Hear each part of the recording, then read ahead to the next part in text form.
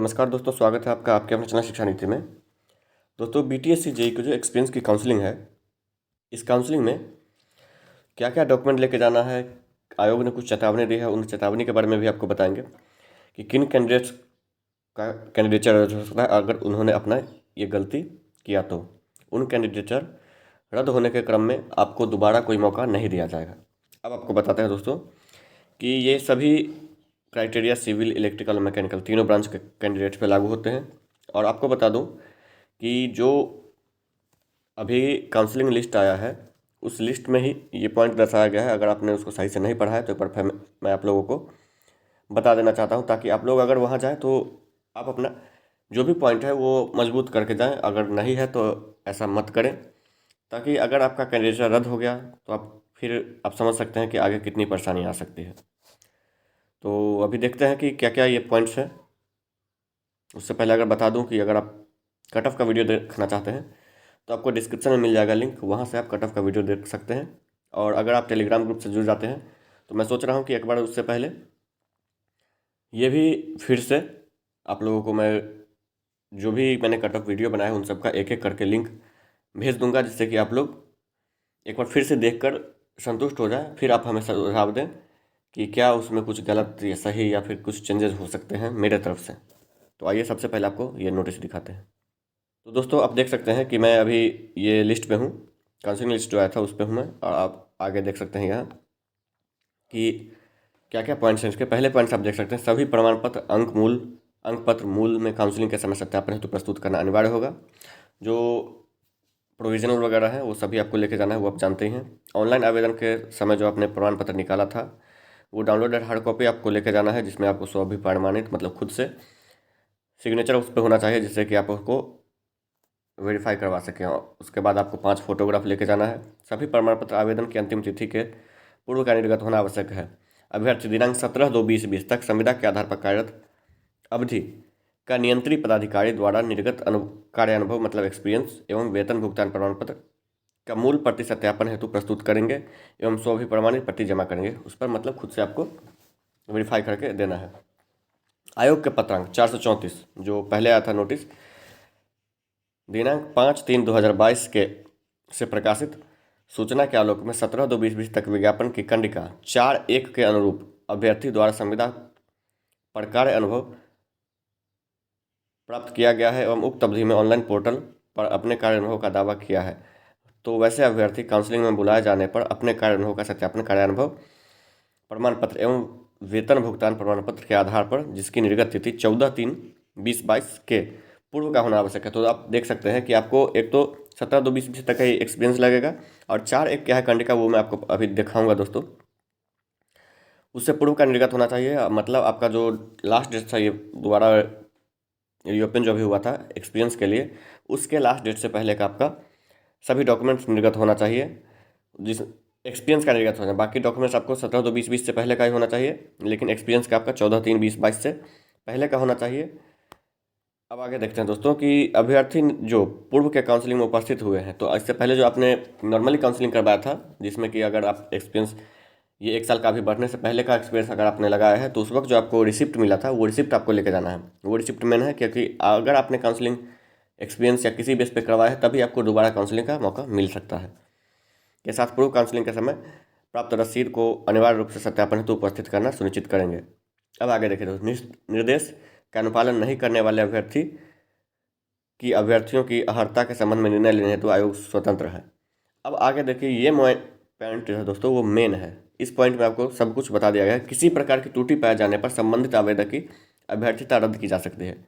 अगर आपने जो भी जानकारी दी है वो अगर आपने गलत दिया है तो आपको आपकी कैंडिडेचर रद्द की जा सकती है। ये भी आपको इसको अभी कंडिका 4(1) जो है उससे मिला के देख सकते हैं। कंडिका 4(1) क्या है वो मैं आपको अभी दिखाता हूँ दोस्तों। ये मैं आ चुका हूँ नोटिफिकेशन पे, जो सबसे पहले आया था। उस नोटिफिकेशन आप देखिए कि कंडिका 4(1) क्या है। कन्या अभियंता के पद पर चयन डिप्लोमा या समकक्ष योग्यता के प्रतिशत क्रमांक के आधार पर किया गया जाएगा। बिहार सरकार के अधीन किसी उपक्रम, निगम, निकाय, प्राधिकार, स्वशासी निकाय में संविदा के आधार पर कन्या अभियंता, रासायनिक, यांत्रिक, विद्युत के पद पर कार्य का अनुभव रखने वाले अभ्यर्थी जो इस संवर्ग में बहाली की भर्ती की अर्हता पूरी करते हैं को अतिरिक्त अंक देकर अधिमानता दी जाएगी। तो दोस्तों ये जो पॉइंट है, इसी पॉइंट के मतलब आपको बिहार सरकार, अगर आप उस अर्हता जो कि पहले से फिक्स है कि इन इन डिपार्टमेंट्स को ही मिलेगा, उस वो, और साथ ही अगर आप जो इनका अलग से एक्स्ट्रा अगर आपने दिया है कुछ, जैसे कि प्राइवेट का अगर आपने एक्सपीरियंस लगा है, तो आपका कैंडिडेचर रद्द हो सकता है। दूसरी बात अगर बात करें पीआरडी, जिसके बारे में बातें की जा रही है, तो पीआरडी का भी आपको, चूँकि वो टेक्निकल असिस्टेंट था, वो जेई का नहीं था, तो वहाँ भी आप गलत हो सकते हैं। वहाँ भी आपको फर्जी डॉक्यूमेंट जारी करने के आधार पर बाहर का रास्ता दिखाया जा सकता है। इसके अलावा अगर आप एलआरसी से हैं तो एलआरसी वालों को भी ये दिखा सकता है, क्योंकि एलआरसी तो फुल्ली अमीन की थी, इसमें तो कहीं से भी जेई की तो बात ही नहीं थी। और टेक्निकल असिस्टेंट भी टेक्निकल असिस्टेंट होता है, उसमें भी जेई की कोई बात नहीं थी। तो आप समझ सकते हैं कि ये जो कंडिका 4(1) की बात की जा रही है, वो सिर्फ इन्हीं डिपार्टमेंट का एक्सपीरियंस आपको मान्य होगा, बाकी किसी डिपार्टमेंट का एक्सपीरियंस आपको मान्य नहीं होगा। अब आगे की बात करते हैं दोस्तों, आगे क्या है उसका अगला पॉइंट है दोस्तों, वो भी एक अच्छी खासी पॉइंट है, जिसमें कि आपको अभ्यर्थिता रद्द की जा सकती है। संलग्न चेक स्लिप के अनुरूप सभी तैयारी कर काउंसलिंग भाग ले। अगला देखिए दोस्तों, अंक सत्यापन प्रमाण पत्र में निर्धारित कॉलम में अभ्यर्थी द्वारा उनके अनुसार प्राप्त होने वाले अंकों को जोड़कर लिखना होगा तथा सभी कॉलम भरकर हस्ताक्षर करना होगा। अभ्यर्थियों का द्वारा चेकलिस्ट में अंकित किए गए प्रमाण पत्रों के आधार पर काउंसलिंग हेतु प्राप्ति रसीद भी मिलान कर हस्ताक्षर के साथ भर लेंगे। काउंसलिंग के पश्चात किसी प्रकार के प्रमाण पत्र स्वीकार नहीं होगा। आवेदन में उल्लेखित कोटि में किसी भी प्रकार का संशोधन मान्य नहीं होगा। अब आगे देखिए दोस्तों, बात करें कि तो टोटल जो एक्सपीरियंस है वो 798 कैंडिडेट एक्सपीरियंस का दावा किए हैं, बाकी जो भी होगा वो फ्रेशर हैं। अब देखिए आगे क्या है दोस्तों, 01/2019 अंतर्गत कनीय अभियंता के पद पर नियुक्ति हेतु आयोग के पत्रांक 434 दिनांक 5/3/2022 के आलोक में प्राप्त कुल 798 कार्यानुभव का दावा के आधार पर किए गए गणना के अनुसार पूर्व में निर्धारित कोटिवार कट ऑफ से अधिक अंक प्राप्त होने वाले अभ्यर्थियों का पुनः काउंसलिंग कार्यानुभव प्रमाण पत्र का सत्यापन किया जाना है।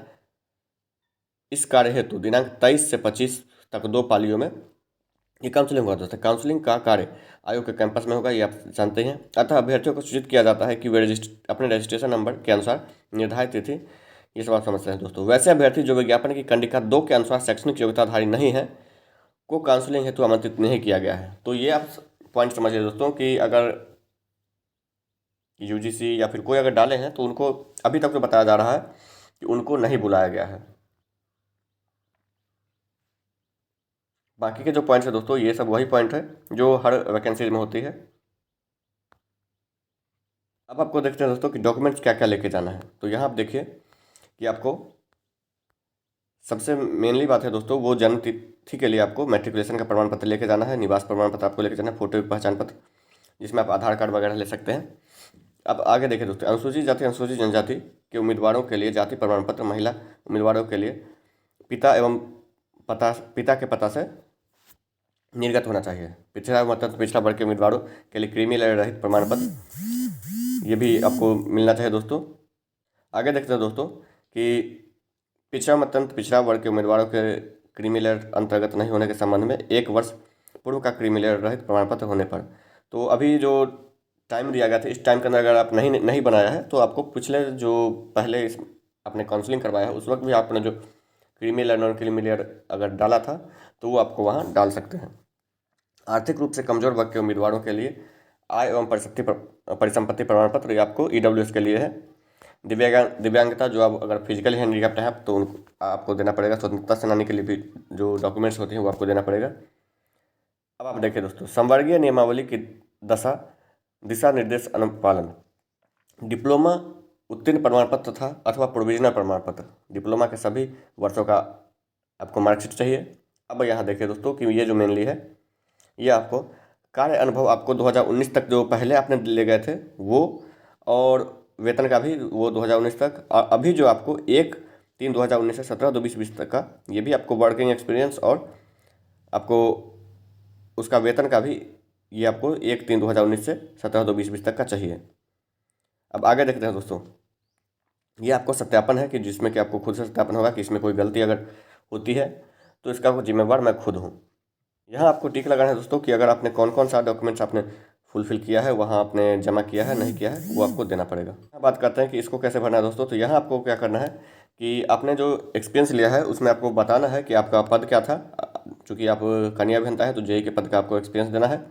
उसके बाद आप किस विभाग में थे, जो विभाग वहाँ मार्किंग है, जिस विभाग का आपको एक्सपीरियंस मिलना है, जो कि बिहार सरकार के अंतर्गत ही आने वाले विभाग हैं, जो कि आपको पहले भी बता दिए गए हैं। कब से कब तक आपने काम किया और उस डेट को अगर आप देखेंगे तो कुल कितना दिन होता है, क्योंकि वहाँ वो दिन के हिसाब से कैलकुलेट करेंगे और आपका उसी हिसाब से आपको एक्सपीरियंस दिया जाएगा।